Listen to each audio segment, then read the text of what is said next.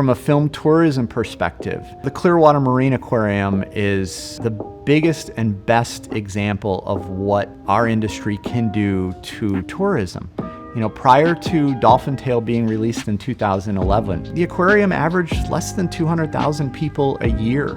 It was, depending on who you talk to, it was on the verge of bankruptcy. 10 years later, there are over 750,000 people every year.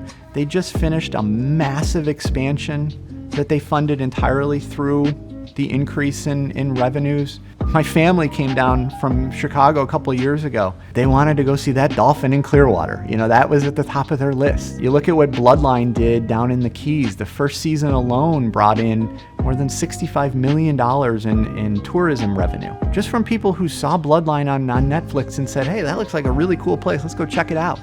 You go all the way back to what Miami Vice did to South Florida in the 1980s. It completely changed the image of what South Florida and Miami meant to the world.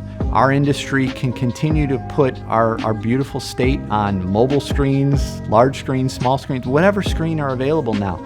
Put Florida on screen. It's going to bring more eyeballs, which means more people are going to want to come here. It also obviously helps our industry. It's the best of both worlds. We're going to increase the spending into a local economy.